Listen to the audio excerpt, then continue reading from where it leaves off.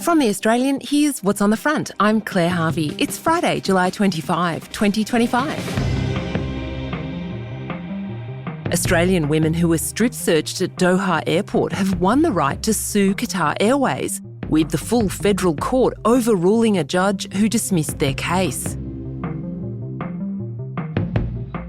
A pregnant 12-year-old girl has been given permission by a Supreme Court judge to have an abortion. She conceived after consensual sex with her 13-year-old boyfriend, but a Queensland hospital took the case to court, concerned she didn't have capacity to consent to a termination. Those stories are live now at theaustralian.com.au. A coincidence, not a capitulation. That's the Albanese government's explanation for suddenly dropping a 20-year ban on American beef. They say it's nothing to do with the fact Donald Trump was demanding access for American farmers. And now the Trump administration is claiming victory. Today, will it help our cause? When there's a flurry of government staff visiting journalists in the press gallery in Canberra, something's going on. When that flurry is happening before dawn, you know it's big. This time, what the staffers and politicians were doing on level 2 of the Senate wing was announcing big news on beef imports. After a 20-year ban, Australia was about to drop biosecurity restrictions on American slaughtered beef being imported to Australia for sale because, they said, a rigorous biosecurity study says actually it's safe. On paper, this looks like a pretty big capitulation to one of Donald Trump's key demands when it comes to Australian trade. That's Richard Ferguson, our Canberra bureau chief. So it was clear that the Albanese government was very ready to put out its lines and to make it seem as much as possible that this has nothing to do with Donald Trump. So we had the Agriculture Minister, Julie Collins, put out a very early morning statement. We even had government staffers going through the offices as early as possible to make sure the lines were correct. And then we had the minister herself stand up and the Trade Minister, Don Farrell, stand up in the press gallery to say, this was a long-term, 10-year process. This was all about science. We're just announcing it now. Oh, it happens to be Donald Trump's biggest gripe about Australia when it comes to trade. Oh, well, never mind that. Here's Trump back in April.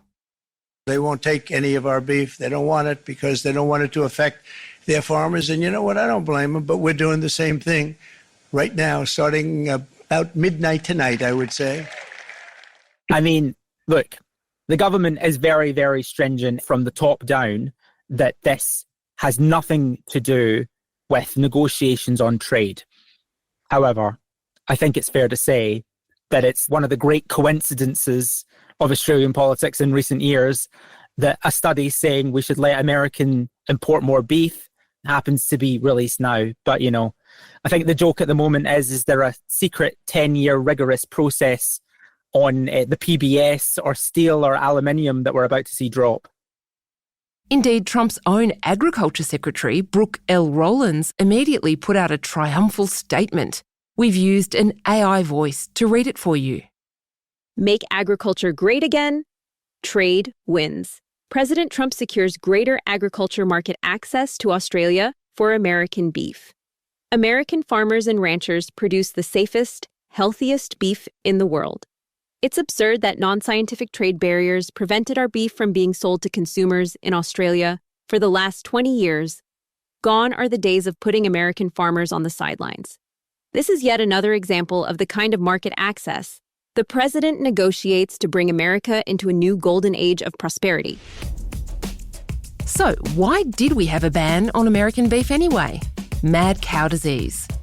In 1986, a British farmer noticed a couple of his cows were behaving strangely, dazed and uncoordinated. An autopsy confirmed they'd been infected with bovine spongiform encephalopathy, or BSE. It's an infectious protein that targets the brain, making it look spongy under a microscope, hence the name. Some scientists believe that it breaks some of the laws of nature as we know them, and thus may be a novel form of life. Symptoms of BSE, also known as mad cow disease, can appear several years after infection. But once they do, death quickly follows. Those initial cases sparked a decade-long disaster with global ramifications. An opinion poll yesterday found that a quarter of households had dropped beef from the family menu. Over 500,000 cows aged over 30 months have been culled since May. It is a devastating indictment of British government, probably one of the worst examples of British misgovernment since the war. It spread through thousands of herds because livestock ate feed made from the ground-up remains of infected cattle. Humans can also contract mad cow by ingesting infected meat. It presents as Creutzfeldt-Jakob disease, a horrendous, rapid onset of dementia and then death. Untreatable and incurable. It has cost the health service over £1 billion. The practice of using cattle parts to feed livestock is now banned. For more than 2 decades, Australia banned the import of fresh and frozen beef from the US unless the life cycle of the beasts could be traced all the way from birth to slaughterhouse. But America has a huge and complex supply chain, with animals coming in from Mexico and Canada before being killed in the US and exported. The Americans said Australia's demands for traceability were unreasonable. Australia's held the line through several changes of government. But now, Minister Julie Collins says the US has strengthened control measures and tracing systems. Now, what is, I think, difficult to process in all of this, with the government saying that this is all completely coincidental and has nothing to do with tariffs, is that in June, when this was put to the Prime Minister that these kind of changes would happen, he said, no, we will do nothing to compromise on biosecurity. We have made it very clear to the United States that we will not compromise on biosecurity. We will not weaken the measures that protect our farmers and producers from the risks of disease or contamination. The government's line is, we have done nothing to compromise on biosecurity. We've just removed the biosecurity barriers and made all these changes based on a 10-year study. So it gets to the heart of the trickery of language that is being used here and is constantly being used by the government when it comes to Donald Trump. They do not like to talk about Donald Trump. They try everything they can to avoid talking about Donald Trump unless they can find a way to attack the Liberal Party by connecting them to Donald Trump. You know, the Prime Minister, for example, has now a kind of stated response whenever he's asked anything about Donald Trump, which is, I'm not going to comment on everything the US president says. If you would have believed that any Prime Minister would have said that about Barack Obama, George Bush, Ronald Reagan, LBJ, JFK, all the way to Eisenhower and Roosevelt, you know, I'm not going to comment on what the US president says. I mean, it just shows the kind of world we're living in, both in terms of Albanese and Trump in a way. Australia desperately needs a deal on trade ever since Donald Trump ripped up our free trade agreement and imposed a blanket 10% tariff, which could soon rise to 20% on everything we send to the US, plus a 50% tariff on Australian steel and aluminium. America's pharmaceutical industry wants to sell more drugs here, which would probably mean higher prices for Australian patients on our Pharmaceutical Benefits Scheme, or PBS. The White House is threatening a 200% tariff on drugs manufactured in places like Australia unless we relax the PBS rules. And Anthony Albanese says he wants a meeting with Donald Trump, but Trump keeps putting it off. Let's assume what seems obvious, Richard, which is that the Australian government has capitulated to what the Americans want on beef as part of a bigger improvement in the relationship or ensuring Australia gets a good deal. Why not just be honest about that? The obvious answer would be, Claire, is that there has been a 10-year study and the coincidence is true.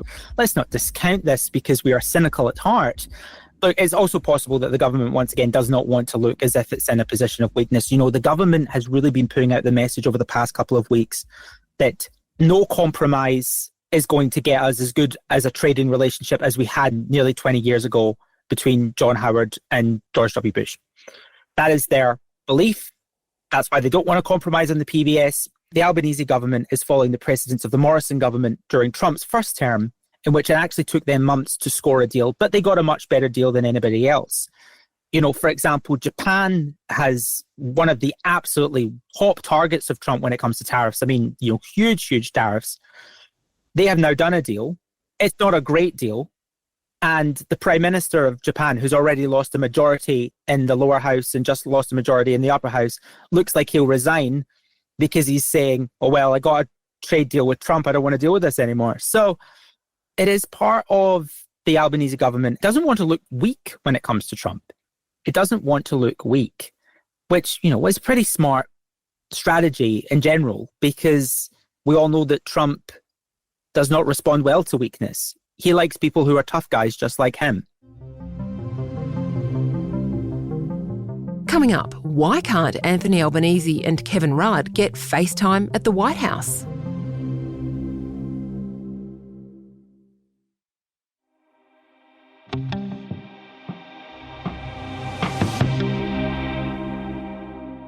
Richard, how focused do you think the government is on actually getting a sit-down with the United States, an exemption on some tariffs and some guarantees about AUKUS? Well, the line from Anthony Albanese is that he's doing everything he can. Kevin Rudd, as the US ambassador in Washington, is doing everything he can. The foreign minister, Penny Wong's doing everything she can.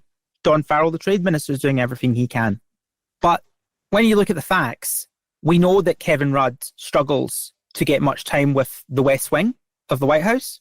We know that Anthony Albanese is definitely not on top of Trump's list for leaders that he needs to call, considering he's met with, you know, the Prime Minister of Ireland and smaller nations at the White House. And he's talked to our G20 partners, you know, from Starmer to Maloney to Macron dozens of times. And considering also the Prime Minister gets very agitated whenever he's asked, when are you going to meet with Donald Trump? You've got to remember at a recent international summit that J.D. Vance was at, the vice president, Albanese was asked, will you meet with J.D. Vance? And he said, no, I meet leader to leader. And then he goes to China and he meets with the Shanghai party boss, he meets with the premier, he meets with the chairman of the Chinese National People's Congress. So he's clearly meeting other people who aren't just the leader. So he has said he wants a good relationship with Donald Trump. Donald Trump has always been very positive about Anthony Albanese whenever he's been asked, saying he's a good guy. So there's clearly some warmth in the phone conversations that I've had there. But it must be noted that many leaders have gone into the Oval Office and the president has been Donald Trump and done the Donald Trump performance. I mean, look at the Philippine President Marcos in the Oval Office with Donald Trump, and Donald Trump starts saying that Obama is a villainous thug who's a traitor. Barack Hussein Obama is the ringleader. Hillary Clinton was right there with him, and so was Sleepy Joe Biden, and so were the rest of them. Comey, Clapper, the whole group. Never has a thing like this happened in the history of our country. That will not be a comfortable position for Anthony Albanese to be in. It is not one that he would enjoy. You know, one can speculate that he is not rushing to experience that. Look, all the suggestions out of the White House at the moment is still that of all the countries that they like, we are at the top of the list. And there's no doubt that Australia meeting America where it wants to be on beef is going to help Anthony Albanese in the future.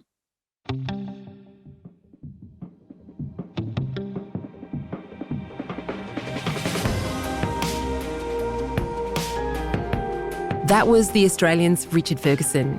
You can check out all our outstanding political coverage anytime at theaustralian.com.au.